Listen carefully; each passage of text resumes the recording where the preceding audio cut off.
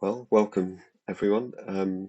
Thank you for watching. This is a recorded version of a talk that's put together for the Association of Cognitive Analytic Therapy CPD event on the 25th of September 2020 about a tool called the COVID Struggles List, which is a cognitive analytic therapy informed reflective practice tool.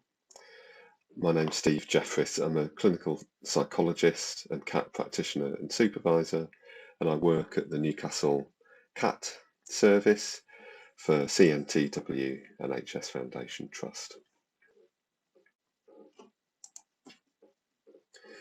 So an overview of what I'm going to talk about today. The aim is to give an example of the use of CAT concepts to create a scaffolding tool for reflection with the aim of supporting staff well-being during the pandemic. Essentially, this is a list which we put together in Newcastle about a month, 3 to 4 weeks into the pandemic, which has been used to support reflective practice for healthcare staff during the pandemic. The talk's in 3 parts. The first third is how the list came about, how we made it. The middle section is examples of what we're calling the struggles, which are really in CAT terms, the procedures, the patterns that healthcare staff, including us, have been finding ourselves in during the pandemic. And the final third is about what we can learn from how the tool was used with respect to CAT reflective practice and making other tools to support it. Before I do anything else, just to give some acknowledgement, this work was only possible thanks to the participants in the original consultations, which I'll talk about shortly, and also my CAT supervisees, who I had some really good, helpful conversations with early on in the pandemic. My CAT colleague Claire Martin has this phrase, views are never really your own, which I really like about the way that we're all formed by the conversations we have with others, really. And I've listed here some of my CAT colleagues who I've had conversations about reflective practice with over the years. Thanks to them. Finally, thanks to Claire Meyer, trainee clinical psychologist at the University of Newcastle, who did the evaluation, which I'll talk about in the final section of the talk. So thinking back to the early days of COVID and beginning to think about how this list came about. The CAT service is based in the Centre for Specialist Psychological Therapies in Newcastle, where we're alongside psychotherapy and CBT and family therapy colleagues. And so, once the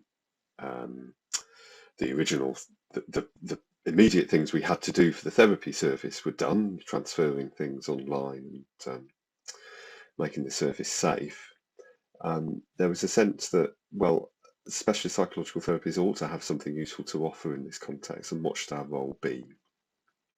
So we were thinking about what we might have to offer, possibly to support staff that was useful.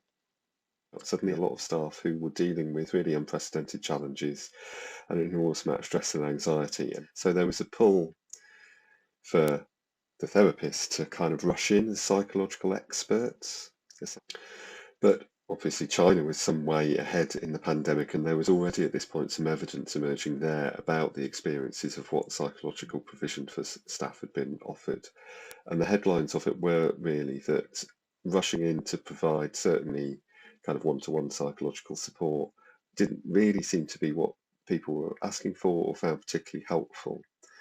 And there was a notion that stuff had been provided with an idea about what staff would find helpful without really thinking with people about what in their particular circumstances they might find helpful. So our approach was to think, well, before we presume too much about what we might be able to do, let's talk to staff about what they might find helpful. So we set up a series of initial consultations, which were facilitated by a couple of therapists from across the centre, and these were for team leads in our part of the organisation. They took place via Skype, and the questions were really, what are you experiencing now, both with yourself and in your teams, and what would help to sustain staff well-being. So it was really quite an open conversation about kind of what is happening in terms of well-being, difficulty, stress, anxiety in this kind of first phase of the pandemic.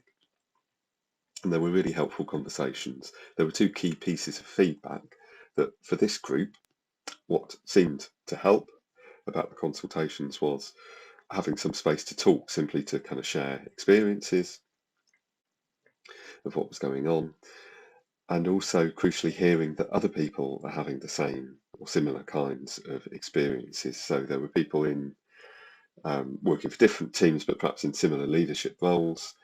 Hearing commonalities between what they were all experiencing seemed in itself to be helpful. So we expected that we might be called on at this point to be giving advice about managing anxious staff, or pointing the way to resources about coping strategies and so on.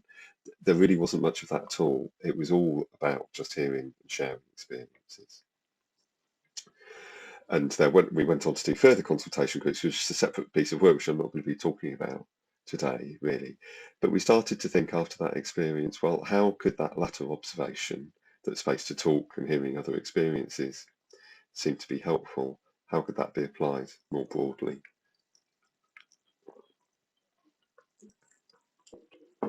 So just going sideways for a moment before I come to what we did with that knowledge, I'll talk a little bit about CAT and the workplace. So as most of you will know, CAT has been very productively applied to thinking about workplaces and work relationships.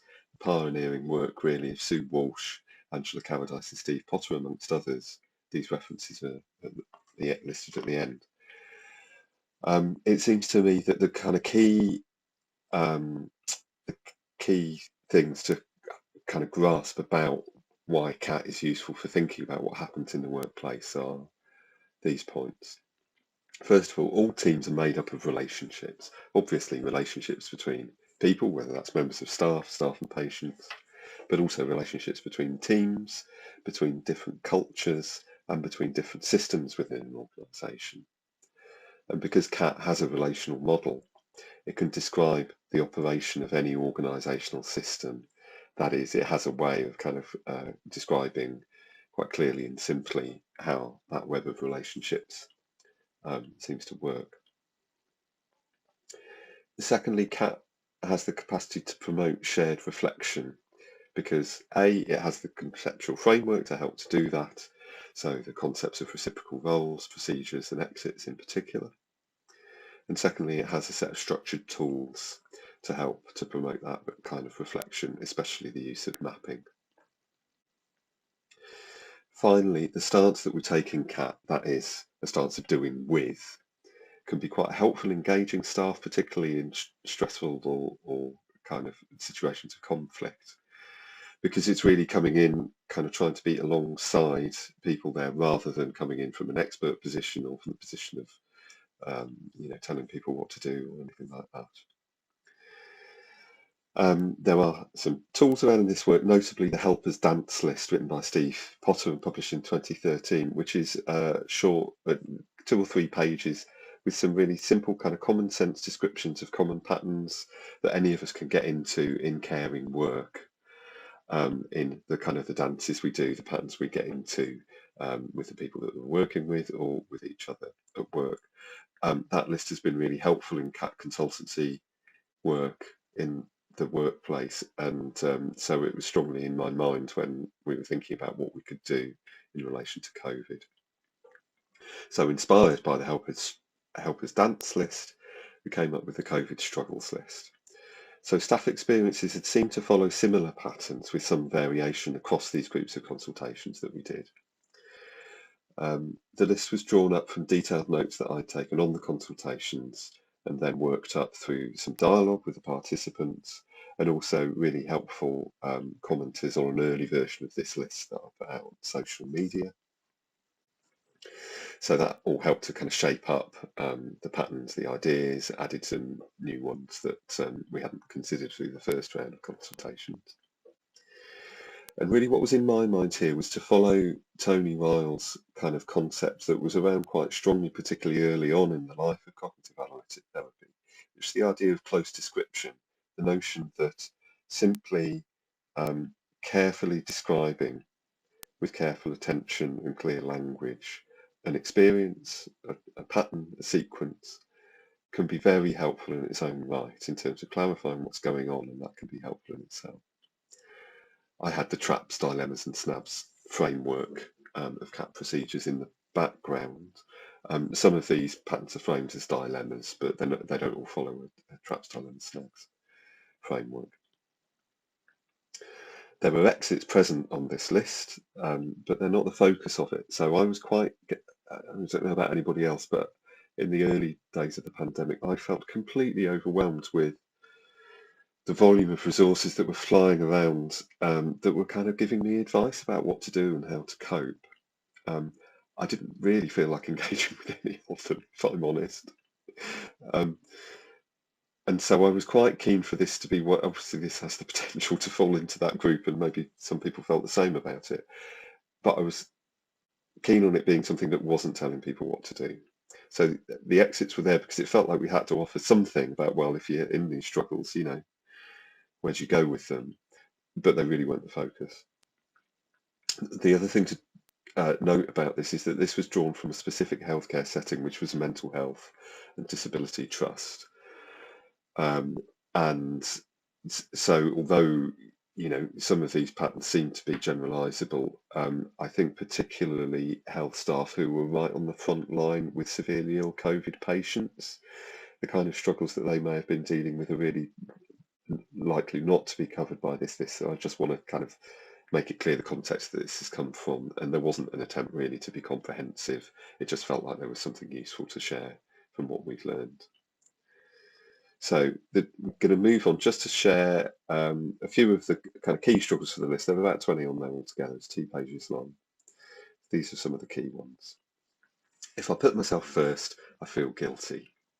So I might know I need to put myself first, for instance, by having downtime or protecting myself better from risks.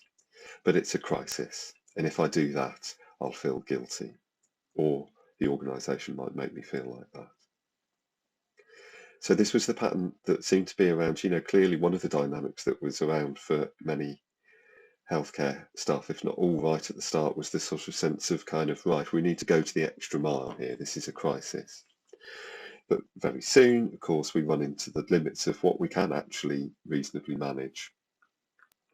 There are times when we need to put ourselves first, have downtime, look after ourselves properly or whatever, but then the potential comes for that to induce guilt. And there was something around, in some places, in the way that organisations were talking to their staff that just contained a hint of this by the kind of celebration of the extra mile that people were going without always a kind of equal and opposite recognition of the need for staff to give themselves permission to sustain their work really by looking after themselves. The second one I'm going to share today is the overwhelmed dilemma.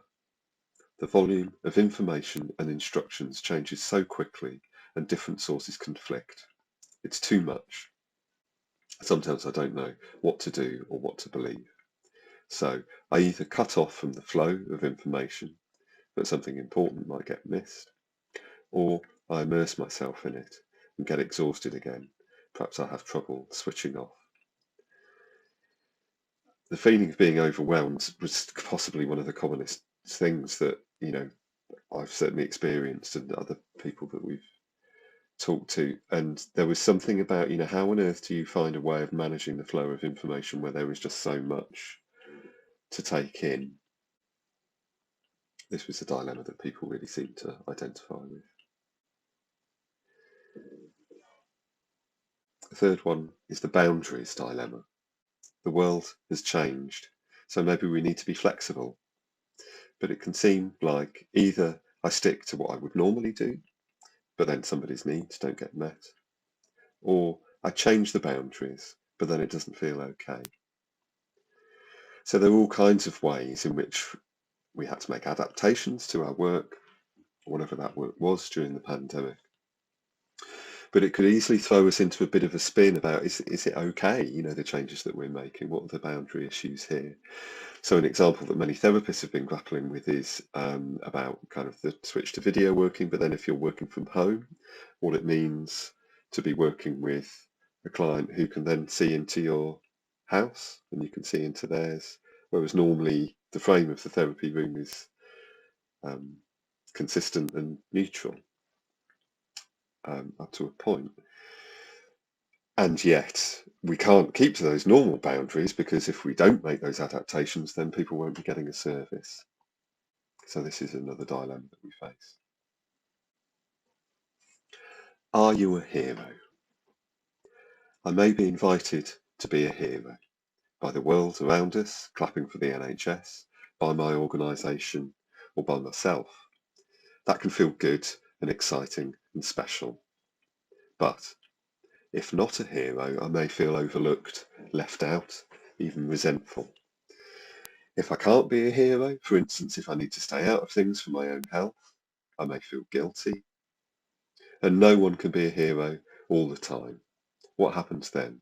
It may feel like we're never allowed to make mistakes, to not know the answers, or not to be firing on all cylinders. So, I'm sure I don't have to explain to anybody what this is all about. The kind of heroic narrative of the NHS is one of the very distinctive things about the period that we've been living through, really. And that narrative is kind of, framed in one terms, really, NHS workers as heroes. But clearly, all of us will be in different positions in relation to this idea of NHS workers as heroes. And so, this seemed really important to speak to. What if you can't straightforwardly just be a hero? You may not get the chance to. There may be good reasons why you can't be part of things. And also, even if you are going, working on the front line, going the extra mile, actually, is that sustainable? So in CAT terms, we might think of this as the role at the top of the map, as an idealised kind of rescuing role, which might feel very good and be a very powerful pull to get into, but is unlikely to be sustainable, or to acknowledge the other parts of ourselves, which might be struggling, which might make mistakes, which might not always able to be in that ideal place. So it feels really important to acknowledge that to be human, we cannot be in that heroic role, at least not all the time. Work or home?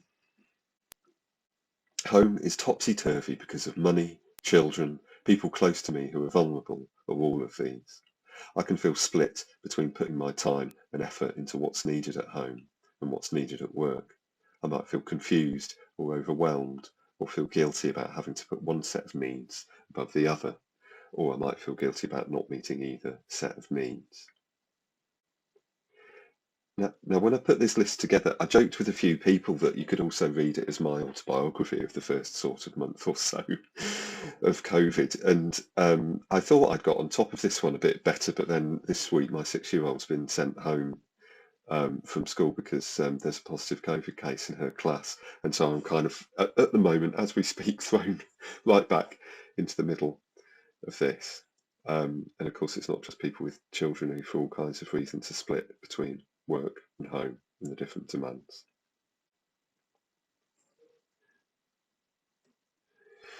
I'm not going to read out the rest of them in detail. You can look at the list if you want the detail, but some of the other themes that were touched on by them were themes of connection and isolation, the issues about particularly in team working, where the connection with one another is such a big part of the work. How can that go on when perhaps people are working from home or changed roles? Issues of identity, particularly where people have been redeployed into different roles, a pattern of who am I going to be? What does it mean that my old role seems to be not needed at the moment? Issues around adaptation, that there was so much change to deal with. That could be a real challenge. Issues of real threat, and in what we call an in the line of fire pattern, which was particularly evident, I mean, it will still be around now, but particularly kind of before PPE was sorted out. The real risks that people were putting themselves in, and they often weren't concerned about themselves, but were concerned about the exposure that they may be giving to others. Issues of exhaustion and burnout, and then issues of authority in the context of uncertainty and the ways that organisations were relating to their staff and using their authority about how we should be working. Just briefly, some of the themes of the exits that people talked about in the consultations more on the list. The big one really was the value of voicing these struggles together and then normalising them. What really came across was just a sense of the kind of, we are all only human and we are all struggling with this stuff. It's not pathological. It's just how it is. And that sort of shared humanity seemed to be kind of really, a really moving way that people, used these two pieces of work, the consultation and the list. Organising for connection, so particularly with remote working, teams being fragmented and so on, trying to put things deliberately in place that enable people to stay connected. Using anchors, so things like setting up your working life at home to cue you in to work, having a sort of protected space to do your work, whatever it might be. Attending to the basics, so the really important things like sleep, eat, personal safety. Of course, PPE is incredibly important here for people working in hospital settings and directly with patients. And then self-permission and compassion. So giving ourselves permission to kind of be kind to ourselves, to not expect ourselves to be heroes all of the time, and to be kind of, to cut ourselves some slack, really, for the kind of unprecedented situation that we're trying to cope with. I've got an eye on the time, so I'm not going to go through all of these in detail, but there are new patterns emerging, of course. So one of the dilemmas that I had was, having done this list, things change. So do I try to keep it up to date? And for a number of reasons, I decided not to. So it may be that when you look at the list, some of these lists will feel, less relevant now. They were relevant earlier on in the pandemic. Really, I think I thought it was too much of a moving target, really, to be able to kind of stay on top of, and it did its job at a particular point in time. So this is just a bit of speculation from me about what some of the patterns might be that are around now. Just pick a couple out. One of the participants in the evaluation came up with this lovely phrase, the COVID slump. I've done my best, but it's gone on so long. The monotony and the demands of the new ways of working are exhausting, and it's hard to find any energy or motivation now. So this kind of, around for kind of many of us, that, how you keep your motivation and your energy up after the initial sort of burst of adaptation and activity is over, particularly when there's so much uncertainty about how long this is going to be going on for. And then another one, them and us. Mine and others' patience has started to fray. I feel increasingly angry and critical of others who are doing things that I object to, or I feel others are critical of me. The patterns on the list are mostly about the workplace, and these are about the workplace really, but of course many of them have relevance kind of more broadly. And I think as we speak towards the end of September, it's a time where things having opened up again, things are closing down again. We've got extra restrictions in the northeast for the last week. And there really seems to have been a fragmenting of the kind of collective will to do what's needed to get through this that there was early in the pandemic, and a lot of anger around now. And with this comes the search for people to blame. Okay, so I'm going to move on to the final part of the talk now, which is the evaluation that we did of the list. So the list had been circulated on various kind of email lists, professional networks, and also on Twitter and Facebook. The evaluation that we did of the list is about this as a CAT reflective practice tool. So we were particularly interested in how people had used this to try and offer support to other staff, rather than necessarily people's immediate personal response to the list. So this was done by an online survey, and it was aimed at anybody who would use, as I say, the list to support staff. We had 18 responses. They were largely clin psychs or therapists. A third of them for the northeast, 2/3 from further afield, and it had been used by participants in the evaluation to support a wide range of healthcare professions, not at all just in mental health, really, a kind of wide range right across the board. Of the respondents, 50% of them were CAT trained and 50% of them weren't. So that is interesting to me, in that this is a CAT tool, but a lot of the people who picked it up weren't CAT trained, and they seem to be able to make use of it. And 50% of them found the list through social media. So one of the big discoveries for me through this whole piece of work is just the possibilities of Twitter in particular. Rona Brown from Catalyse and ACAT has this lovely continuum of people's kind of degree of engagement with the CAT networks on Twitter, and I was definitely a kind of a lurker before. I would sort of observe and read, but not really take part. But this really seemed to kind of touch a nerve and spread quite widely on Twitter, and I just found it very rewarding suddenly to be part of a network of connection with other kind of people in a conversation, a dialogue really, that happened very quickly and quite widely. So that's given me some confidence to be more kind of present really in the CAT world on Twitter. So the evaluation, here are the main findings. First of all, that it was used in varied ways. So it was used in reflective practice sessions, in team meetings, individual conversations, and circulated around teams by email.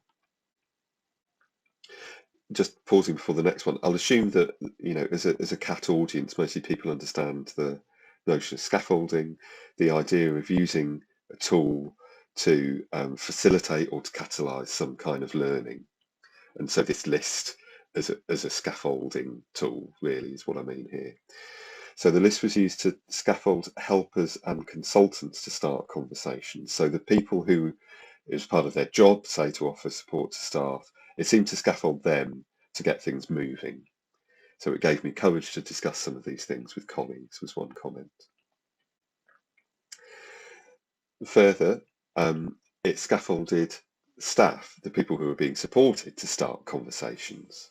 So here's another quote. I used it with a team of nurses who had been redeployed. It provoked lots of really helpful discussion and a sharing of feelings and experiences. Particularly helpful was the hero pattern. None felt they were frontline staff, and they felt the others were heroes. All members of the team had been ill with COVID. This discussion helped them see that there were no heroes, but they were all heroes. The feedback was that it was really helpful to see it written down. So a lovely example here of kind of how this is catalysing conversations really, and sharing and kind of expressing and understanding people's experiences, that's kind of helped by the list. People talked about it being validating of their own feelings and experiences. I mean, this is probably the most kind of consistent theme through all the feedback really. Oh my God, that's me, exhausted and jaded, wanting to hide away.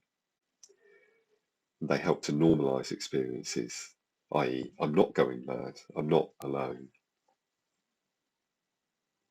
People commented on the list being timely and accessible, that it was written in clear language, everyone could relate to it, which I do think is a strength of CAT. I mean, we have our battles with jargon, but really I think the tools do give us the capability to kind of describe things clearly in accessible language, and it looks like that was the case here, which I'm very pleased about. And a comment, it gave ideas as suggestions, it did not tell us what to do. So that's kind of really, helpful to see, as I intended, that this wasn't a kind of here's some advice for you tool, but something that kind of just helps people to relate and to think. it enables, in some cases, alternative responses. So in CAT terms, we think about those as exits. It helped them observe what was happening without being pulled into it to the same extent. And in some cases, it then facilitated people to take forward other ideas for staff support. So how lovely is this? The comment, we then made our own document of neurorehabilitation struggles.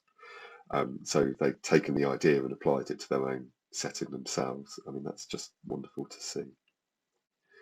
So mapping some of what we seem to have heard in the evaluation, this seems to have been how people have responded to the list.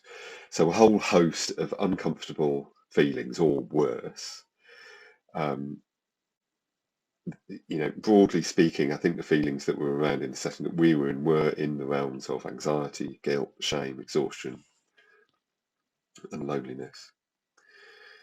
So then, through encountering the list, we get into a reciprocal role, it seems, of something like naming to recognisable, i.e., as a member of staff, as a person, then I'm recognisable here. Here is a description, a dialogue which names something of what's happening to me. That's me. From there, there's a recognition others feel this too, and that gives a kind of a sense of connection with others, which then takes us into another helpful reciprocal role of something like validating to validated. So we have a sense through reading this list or talking about it with others that I'm okay.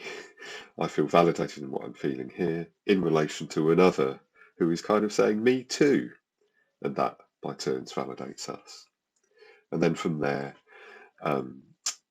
what that seems to enable is the ability to think a bit more clearly about what's happening, to find our own exits, and of course a sense of relief. So just to wrap up, some reflections on the lists and the evaluation. So as well as the validation that people are describing through using the list, I think this is validation for CAT.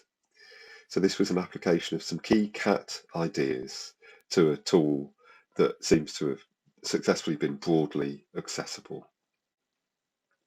So some of the CAT ideas here that seem to have been validated, the idea of scaffolding, tools and concepts that facilitate and catalyse. So it seems easier to have a conversation when there is something about something tricky like this, when there is a tool that helps us to do it. It validates the ideas of procedures as a tool for close description. So now I love a reciprocal role, and I do think it's actually the kind of the landmark concept of CAT. But there's no reciprocal roles on this list. It's written as procedures, just because that, again, following the helpers dance list, really, that seems to be what was the most helpful way of describing it. And I do think in CAT we forget procedures a bit. And so perhaps this is a helpful reminder that they have some value as well. And finally, the idea of exits, they emerge organically rather than being prescribed, which of course fits with how we try to do CAT therapy, that we kind of trust the model that the exits will emerge through the dialogue, or that our clients will find their own way with them. The feedback and evaluation seems to tell us that CAT reflective practice tools succeed when they're accessible. So they're written in a way that's easily understandable, graspable by people who don't have any specialist CAT knowledge, and when they're descriptive rather than predictive. Finally, a few bits of food for thought. Does CAT focus too much on the way procedures may be dysfunctional?